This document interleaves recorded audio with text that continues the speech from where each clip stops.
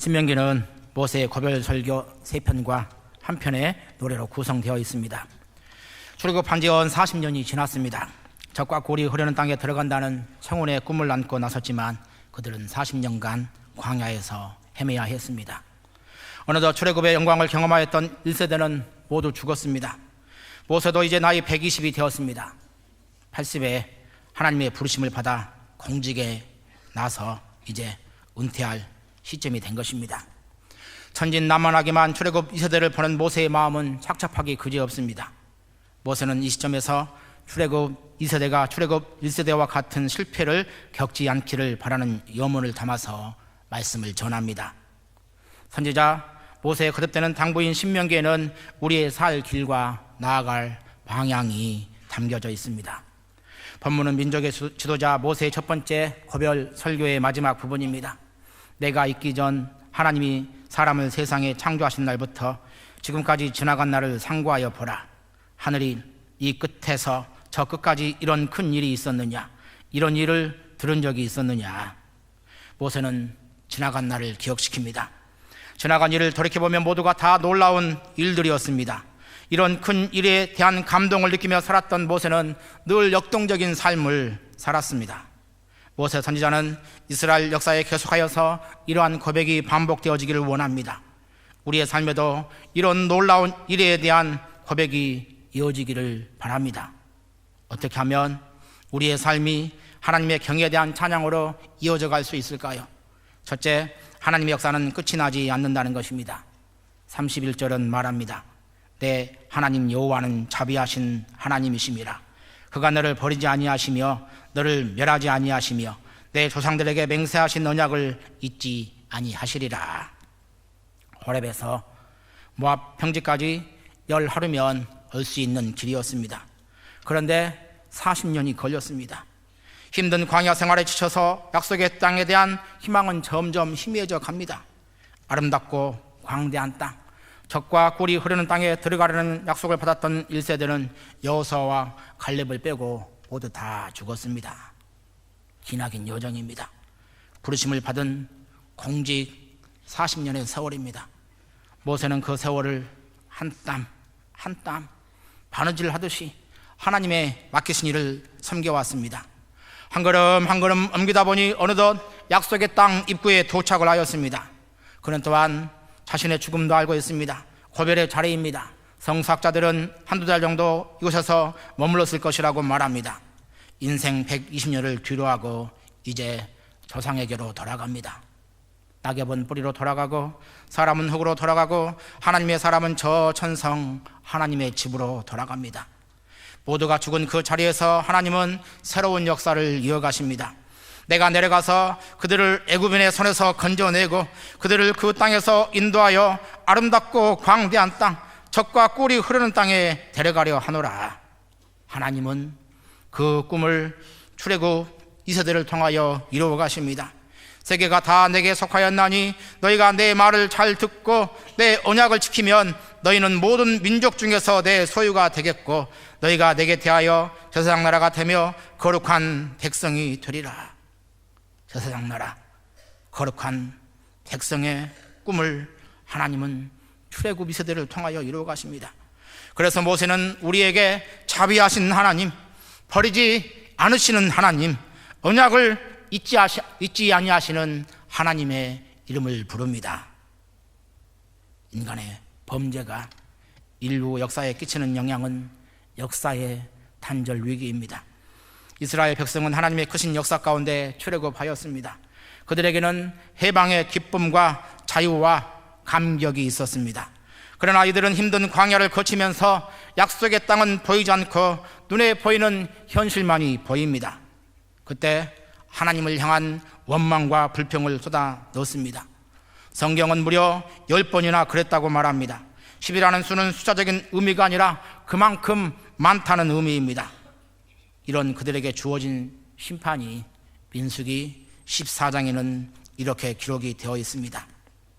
너희는 그 땅을 정탐한 날 수인 40일의 하루를 1년으로 쳐서 그 40년간 너희의 죄악을 담당할지니 너희는 그제서야 내가 싫어하면 어떻게 되는지를 알리라 하셨다 하라.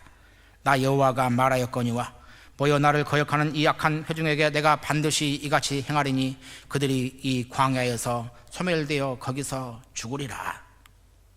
하나님을 향한 불평과 원망과 불만을 하나님은 하나님을 거역하는 죄악이라고 말씀하십니다. 이런 그들의 죄악의 결과는 소멸이요 역사의 단절입니다. 죄는 하나님의 심판을 불러옵니다. 40년의 세월은 그들에게 잃어버린 세월이 되었습니다. 그러나 심판을 자초하는 인간보다 더 강한 것이 하나님의 우리를 향한 연민입니다.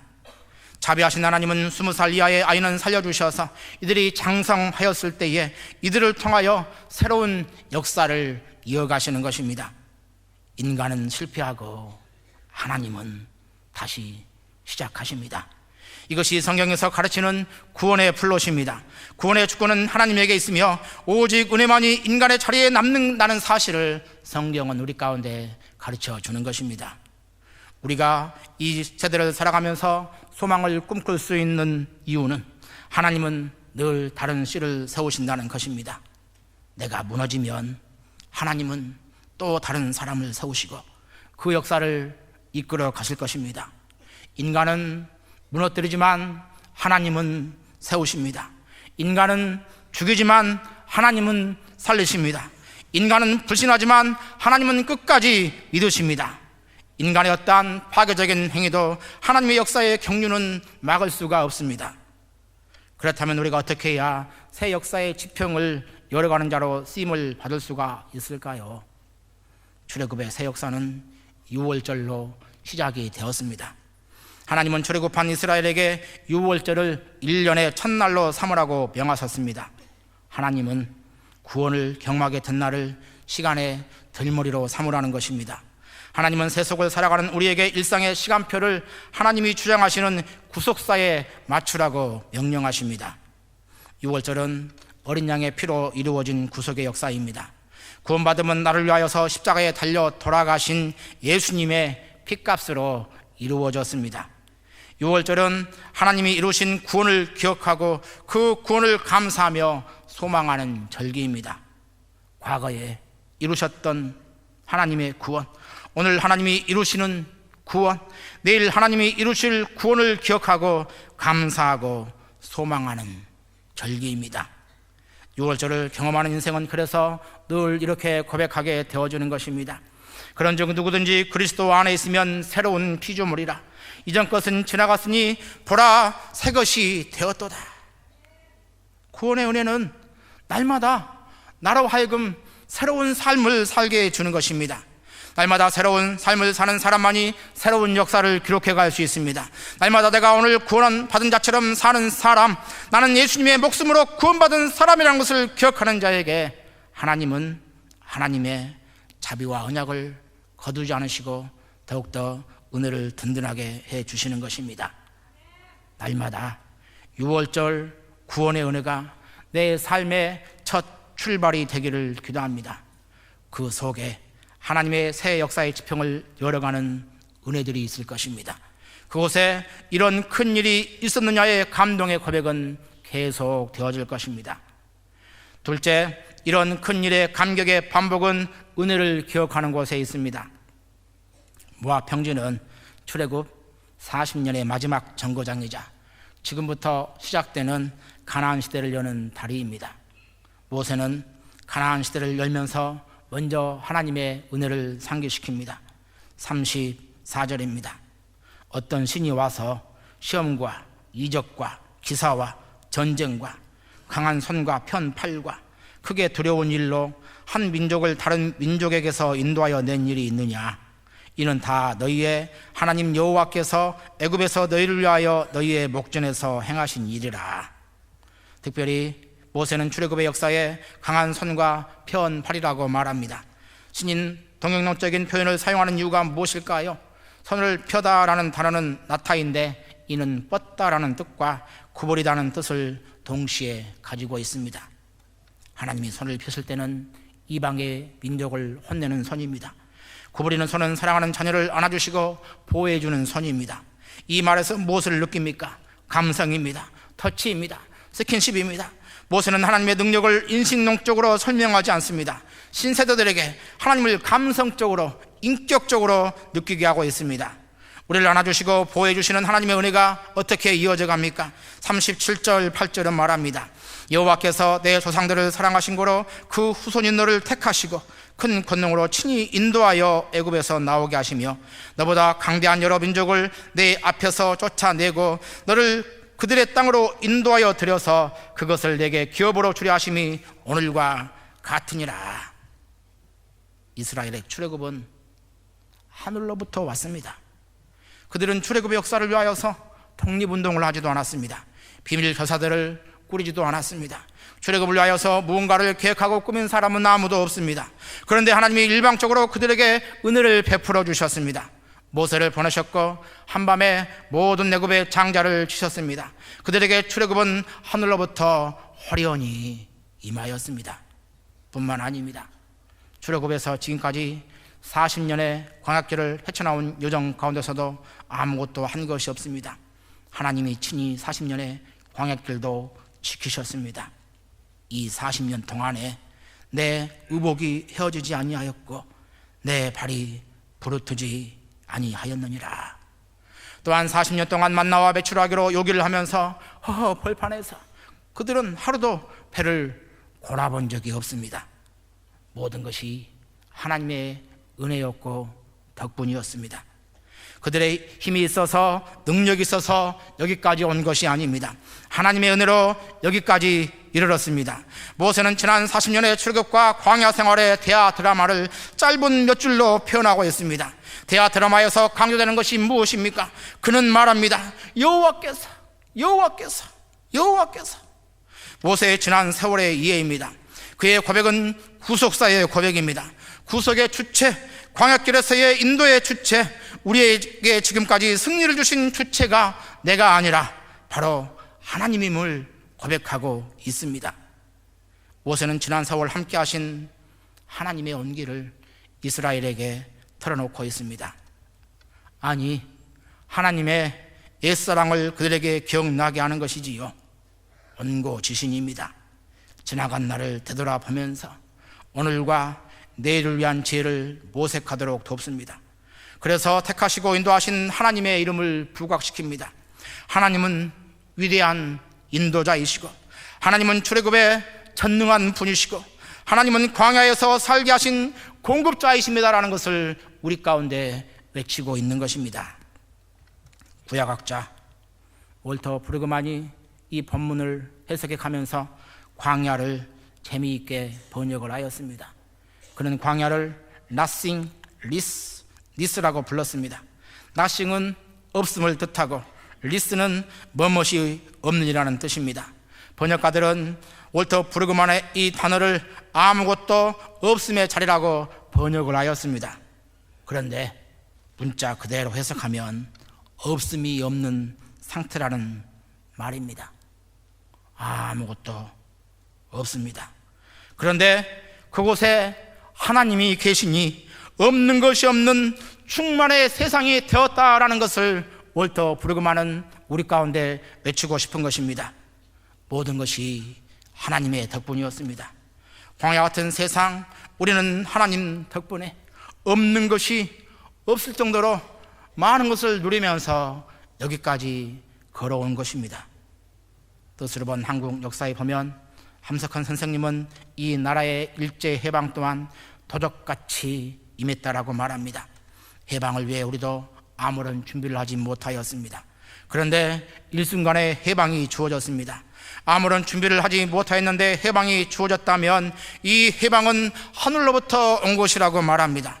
그러므로 우리에게 필요한 것이 감사다라고 선생님은 외쳤습니다. 8.15 광복 74주년입니다. 어려운 시기 지도자 모세의 다음 세대를 향한 마음을 배우고 하나님께 대한 감사, 이 나라에 대한 감사가 회복되기를 원합니다. 김영석 교수님이 쓰신 100년을 살아보니라는 책에 보면은 손기정 선생님의 일화가 한편 기록이 되어져 있습니다. 손기정 선생님이 애국 공로자라고 단체에서 한 상을 받았는데 상금도 같이 따라왔습니다. 옹께서는 상금을 그대로 쓸 수가 없어서 세무서를 찾아가 세금을 내고자 하였습니다. 세무사이신 분이 선생님은 연세도 높고 직업이 있는 것도 아니니까 신고하지 않으셔도 괜찮습니다 라며 굳고 만류를 하였습니다. 이에 송기정 옹께서 이렇게 말씀을 하셨습니다. 그럴 수는 없지. 내가 지금까지 한평생 얼마나 많은 혜택을 국가로부터 받고 살았는데 세금을 먼저 내야지. 내가 이제 나라를 위해 도움을 줄 것은 아무것도 없지 않아? 이게 마지막이 될지도 모르는데. 최 채무사 선생님은 어쩔 수 없이 송기정 선생님의 상금 세금을 계산하여 주었습니다. 그런데 그 계산서를 보시더니 그것밖에 안 되나? 그렇게 작은 돈이면 내나 마나지. 좀 더 많이 내는 방법으로 바꿀 수는 없나? 라고 요청하셔서 법적으로 가장 많은 돈을 낼 수 있는 방법으로 계산해 드렸습니다. 선생님은 그때서야 만족하시면서 말씀하십니다. 됐어. 그만큼은 돼야지. 그래야 마음이 편하지. 나라 덕분에 살았습니다. 그래서 늘 고맙고 감사였습니다. 우리도 이런 마음의 자세가 있어야 되지 않을까요? 광복의 그날 이 땅에는 감사함밖에 없었습니다. 누구에게 고맙다는 것이 아니라 그저 고마웠습니다. 그저 고마웠기 때문에 하나님에 대한 감사였습니다. 그날 아무런 부끄러운 것, 원망스러운 것이 없었고 앞에는 무서운 것, 미운 것이 없었습니다. 친일도 반일도 극일도 없었습니다. 민주주의도 공산주의도 없었습니다.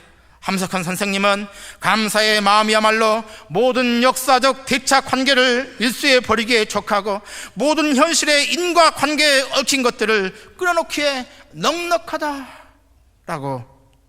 말씀하셨습니다. 모든 것이 하나님의 은혜요 덕분이었습니다. 감사가 회복되는 속에 이 국난을 잘 헤쳐가는 은혜들이 있기를 기도합니다. 모든 것이 하나님의 덕분이었습니다. 이 고백 속에 우리가 주님의 백성이라는 한 마음, 한 목소리를 내는 감동으로 이어지기를 원합니다. 셋째, 이런 큰 일은 말씀을 붙잡고 살아가는 곳에 주어집니다. 그들은 지금 광야와 가나안 사이에 놓여 있습니다. 광야는 지나는 곳입니다. 가나안은 들어가야 할 곳입니다. 광야는 과거를 의미합니다. 그리고 가나안이 미래를 상징한다면 모압은 현재를 가리키고 있습니다. 드디어 오랜 약속이 성취되는 설렘의 자리에서 현재 할 일을 모세는 우리 가운데 가르쳐 주는 것입니다. 모세의 고별 메시지의 특징이 무엇입니까? 모세는 출애굽의 사건 이전에 호렙산에서 말씀을 받은 사건을 강조합니다. 33절입니다. 어떤 국민이 불 가운데에서 말씀하시는 하나님의 음성을 너처럼 듣고 생존하였느냐. 36절은 이 말씀을 이렇게 이어갑니다. 여호와께서 너를 교훈하시려고 하늘에서부터 그의 음성을 내게 듣게 하시며 땅에서는 그의 큰 불을 내게 보이시고 내가 불 가운데서 나오는 그의 말씀을 듣게 하셨느니라. 시내산은 호렙산이라고 불리웁니다. 호렙산에서 이스라엘 공동체는 하나님의 율법을 받았습니다. 이로 인하여 그들은 해방 공동체에서 신앙 공동체로 세워졌습니다. 하나님에게 있어서 중요한 것은 출애굽이 아니라 출애굽 이후에 그들이 어떤 자로 살아야 할 것인가에 더 관심을 기울이셨음을 보여주시는 것입니다. 그래서 신명기 1장 1절은 엘레 하 드바림이라고 시작합니다. 이것은 말씀드리다라는 선포로 시작하는 것입니다. 여호수아에서 11개는 가나안 땅에서 펼쳐가는 역사입니다. 가나안 땅이 있기 전에 먼저 말씀들이 있었습니다. 정착 역사, 정복 역사를 쓰시기 전에 하나님은 먼저 소리를 들려주셨습니다. 하나님은 이스라엘 백성들에게 약속의 땅을 주시기 전에 먼저 말씀을 우리 가운데 주셨습니다. 그런데 하나님은 자신의 임재의 현현의 모습으로 불 가운데서 말씀하시는 분으로 강조합니다. 세상에서 제일 재미있는 것이 불구경, 싸움 구경이라고 하였습니다. 불이 붙으면 당연히 불에 정신이 팔려야 하는 것입니다. 그런데 이스라엘 백성들은 불을 본 것이 아니라 소리를 들었습니다. 기독교는 활활 불타는 외적인 현상을 눈으로 보는 종교가 아니라 귀로 듣는 소리의 종교임을 하나님은 우리 가운데 다시 한번 강조하시는 것입니다. 이 땅에 사람들은 눈에 보이는 것을 섬기면서 살아갑니다. 하나님을 잘 믿는다는 것, 그 신앙이 수치화 되어가는 것입니다. 월급은 얼마를 받는가? 무슨 대학을 들어갔는가? 어떤 직장에 취업을 하였는가? 숫자가 축복이고 그 축복을 신앙화하면서 살아가는 것입니다. 겉으로는 하나님을 섬기는 것처럼 보이지만 우리는 숫자의 형상을 섬기면서 살아가고 있는 우리의 신앙의 속살을 보여주는 것입니다. 하나님은 말씀하시는 분이십니다. 축복이 되기 위해서는 먼저 주신 말씀이 있어야 됩니다. 땅은 물질입니다. 두 발로 딛고 사는 세상이지요. 말씀은 위로부터 주시는 하나님의 은총입니다. 하늘은 허공입니다. 아무것도 붙잡을 수가 없습니다. 하늘은 다만 바라보아야 하는 대상입니다. 하나님은 붙잡을 수 있는 땅을 주시기 전에 바라보아야 하는 하늘을 주셨고 들어야 하는 소리를 주셨습니다. 물질보다도 앞서는 것이 정신이요, 혼이 살아야 몸이 살 수가 있는 것입니다. 그래서 하나님은 땅을 주시기 전에 영혼의 양식인 말씀을 주셨습니다. 가나안 땅을 살아갈 이스라엘 백성에게 하나님은 땅을 의지하지 말고 하늘을 의지하며 살라고 하십니다. 약속의 땅 가나안에 살 때 땅의 리듬에 종속되지 말고 하나님의 은총에 매어 살라고 명하십니다. 흙 속에 감춰진 풍요는 땅이 주는 것이 아니라 하나님이 주시는 은혜입니다. 땅의 기름짐에 수확의 풍성함이 달려있는 것이 아니라 하나님의 도우심이 기름져야 내 인생의 삶이 풍성해지는 것입니다. 그래서 신명기에는 쇠마의 말씀이 있습니다. 하나님을 사랑하라는 주문입니다. 하나님은 사랑이십니다. 사랑이신 하나님이 우리에게 제일 먼저 요구하신 계명이 사랑하라라는 것으로 우리는 추측을 합니다. 그런데 신기하게도 창세기부터 쇠마까지 한 번도 사랑하는 계명이 나와 있지 않습니다. 쇠마 말씀 전까지 하나님에 대한 태도를 믿는 것, 경외하는 것, 두려워하는 것, 순종하는 것으로 표현을 하였습니다. 그런데 하나님은 최초로 쇠마의 말씀을 통하여서 사랑하라라는 가르침으로 그 모든 것을 교정하고 있습니다. 이는 대지각 변동입니다. 하나님께 대한 믿음의 지평이 머리에서 가슴으로 옮겨지는 사건이지요. 믿음은 종교적이고 의식적이고 행위상학적입니다. 그러나 사랑은 감정적이고 총체적이고 일상적입니다. 하나님을 사랑하라는 계명을 통하여 하나님은 신앙이 인격적이고 부처적이고 일상적이 되기를 원하십니다.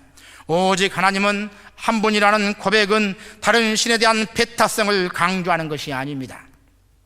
결혼은 세상에 수많은 여인이 있고 남자가 있는데 이제 한 남자와 한 여자를 선택하는 것이라고 하였습니다. 무슨 말입니까? 그 전에는 다른 남자도 보이고 다른 여자도 보였습니다. 그런데 내가 너무나도 그 사람을 사랑하다 보니까 다른 여자, 다른 남자가 보이지 않는다는 것입니다. 동일하게 이 고백은 하나님만을 사랑하다 보니 다른 신이 없다고 고백하게 되는 고백임을 우리에게 가르쳐 주는 것입니다. 하나님이 하나님이심을 인정하며 살아가는 자들 가운데 주어지는 축복이 무엇일까요? 40절은 말합니다.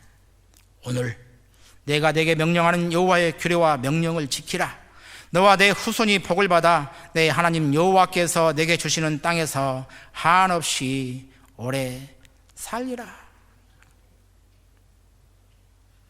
그곳에 살 길이 있고 그곳에 축복의 길이 있습니다. 이스라엘은 이 땅을 살아가면서 늘 기억해야 하는 것입니다.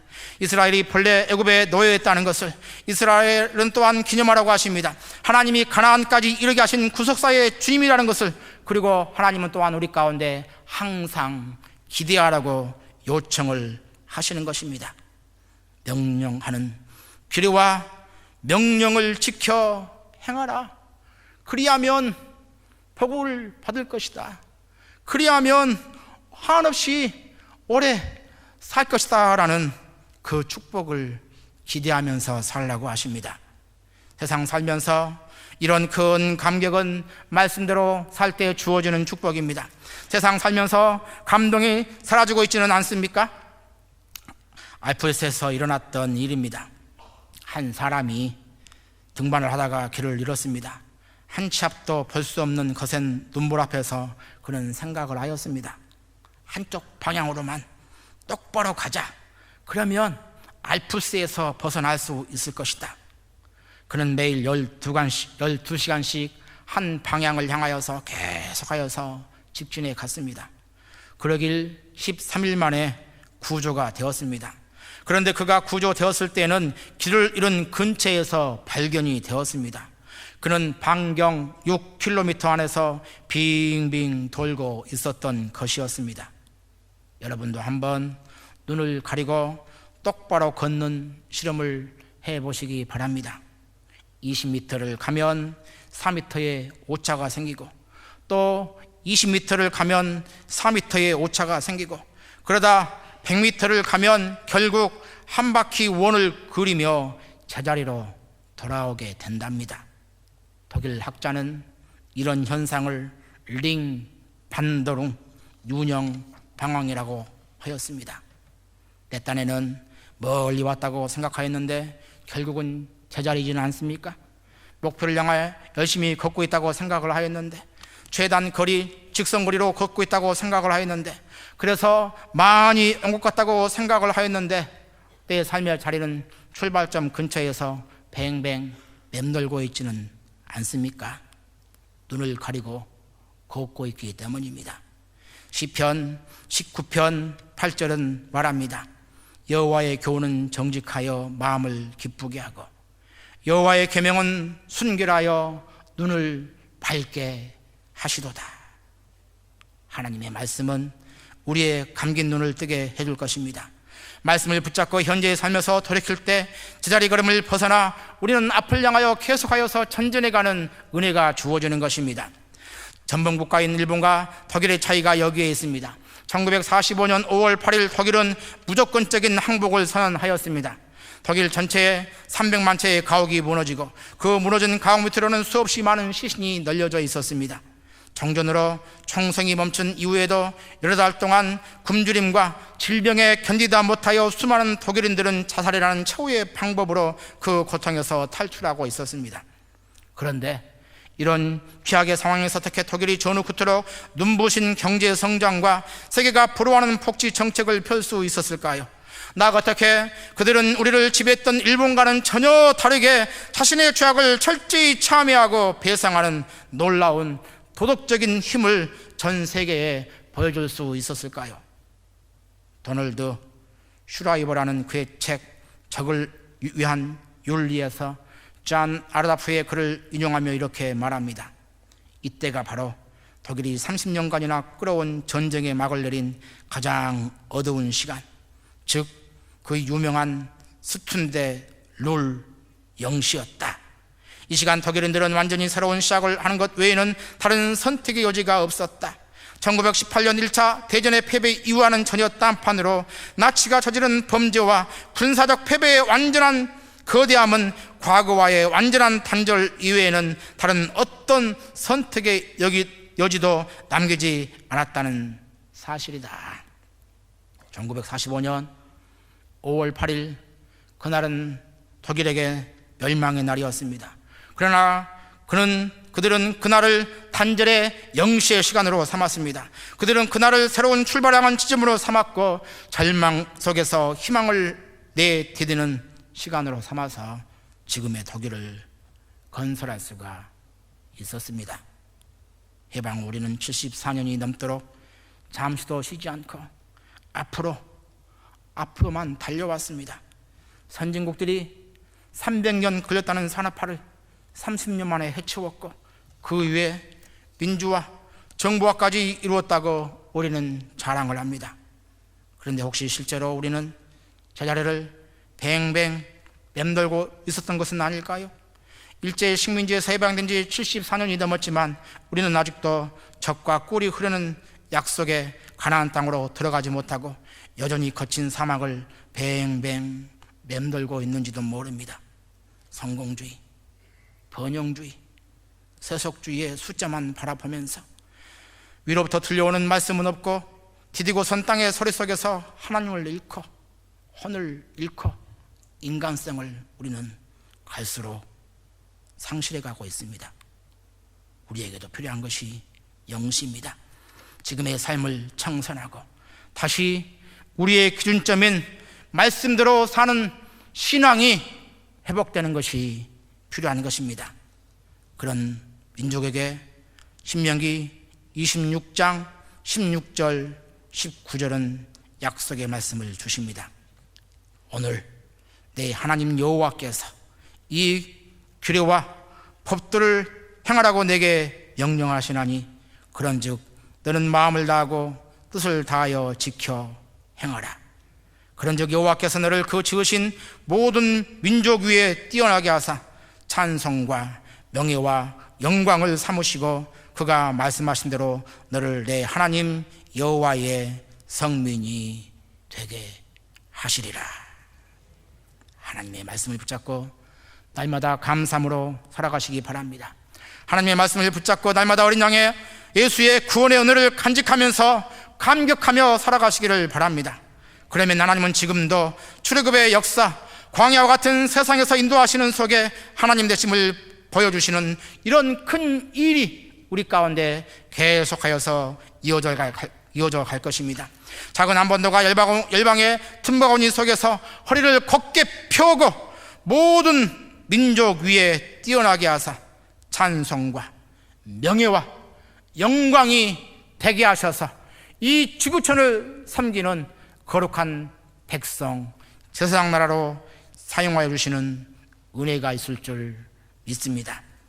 오늘 이 자리가 다시 말씀으로 돌아가는 영시가 되는 속에 이런 큰 일을 이루시는 하나님을 경험하는 간증이 날로 선명해지는 축복이 있기를 바랍니다.